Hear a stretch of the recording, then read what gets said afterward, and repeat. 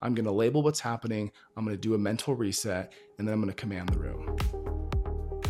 Welcome to the Iron Mind. My name is Mike Mortensen. I'm a licensed therapist, a professional executive coach with over 15,000 hours of real-world experience in helping people master their minds and earning their edge. Today, we're going to discuss what it actually means to be an executive thermostat. You're going to use this in business. You're going to use this in your relationships. You're going to use this in your social situations. So to start off, I want to define two things. So we have an executive thermostat, and then we have a thermometer.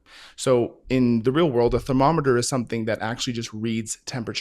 It reflects the environment that it's in. So let's just say you're sitting on the back porch, kicking back, having a nice lemonade on the hammock, and your thermometer on your back porch says 98 degrees. It is just telling you what the environment is, right? And so somebody in life who is a thermometer is just going to react or magnify or display the environment that they're in. There is no ability for this thermometer to change the environment.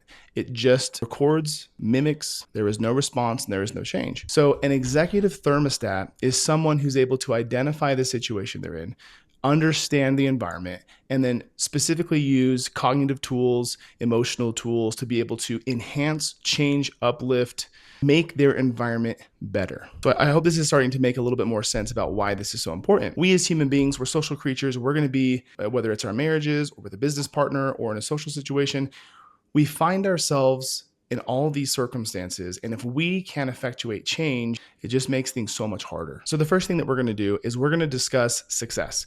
So in order to understand why it's so important to be this executive thermostat, we also have to conversely understand the threats that being a thermometer is to our personal success. I'm going to throw up on the screen my actual equation, my definition for success.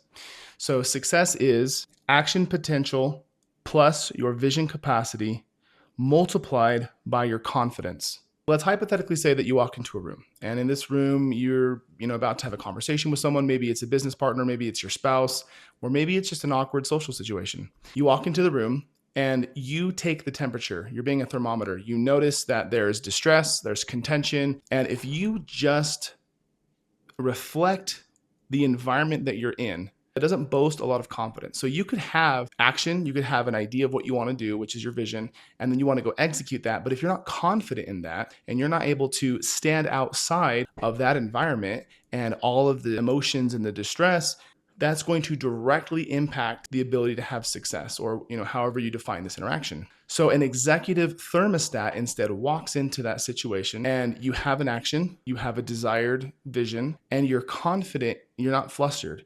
You're able to execute said plan according to your vision in spite or despite the environment that you're actually in, which would mean that you have a net positive confidence, which then in turn multiplies your ability to act, multiplies your vision capacity, which then leads towards success.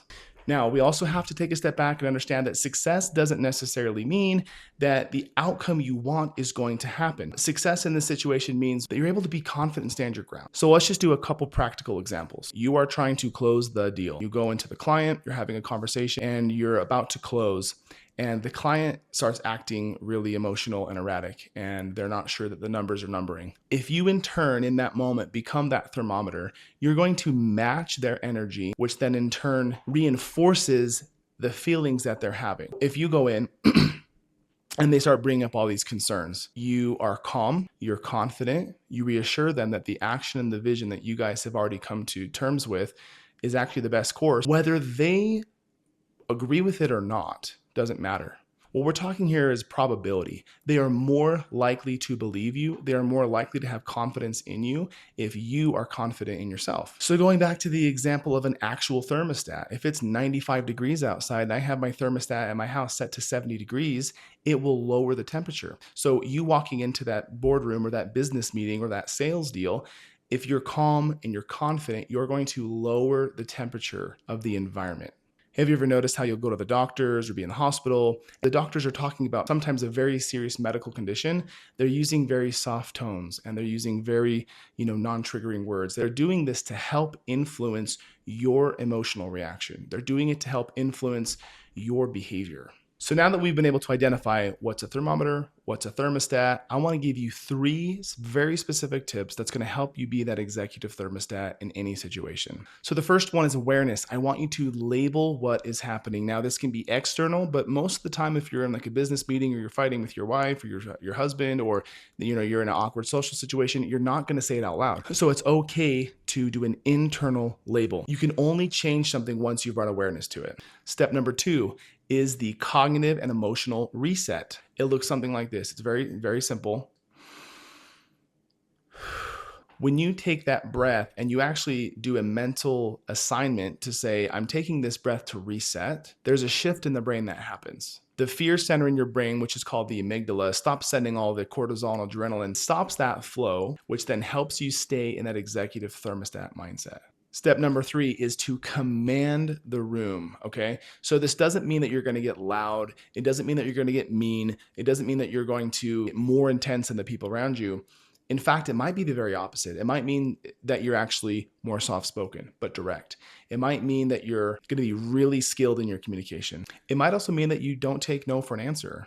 Because when you think about what the function of a thermostat is, it doesn't care if it's 100 degrees outside or if it's -20 outside. There is a set point on the dial that keeps it cool, that keeps it warm, that keeps it at the same temperature all day. It's to maintain homeostasis. And that's what we want to do, is if you can maintain your own emotional and cognitive homeostasis, it's going to affect the people and situations around you. This week, what I want you to do is I want you to pick one area of your life. It can be business, it can be relationships, it can be social relationships, it can be anything. And I want you to think, what are moments or circumstances that I normally act like this thermometer, and I'm going to shift in being a thermostat. I'm going to label what's happening. I'm going to do a mental reset, and then I'm going to command the room. And I want you to actually take notice and see what happens to your life when you're able to do this.